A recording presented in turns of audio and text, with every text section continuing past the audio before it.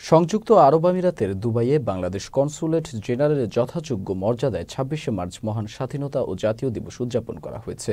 বুধবার কনস্যুলেট প্রাঙ্গণে consul general কর্তৃক জাতীয় পতাকা উত্তোলনের মধ্য দিয়ে এ অনুষ্ঠান শুরু হয়। এরপর কনস্যুলেট মিলনায়তনে এক আলোচনা সভার আয়োজন করা হয়। সভায় দিবসটি উপলক্ষে রাষ্ট্রপতি, প্রধান উপদেষ্টা এবং পররাষ্ট্র উপদেষ্টার পাঠানো বাণীসমূহ পাঠ করে শোনানো হয়।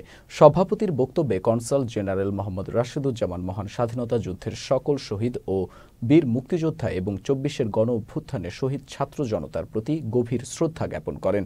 এ সময় কনস্যুলেটর কর্মকর্তা ও কর্মচারীগণ এবং দুবাই ও উত্তর আমিরাতে বসবাসরত কমিউনিটি নেতারা উপস্থিত ছিলেন।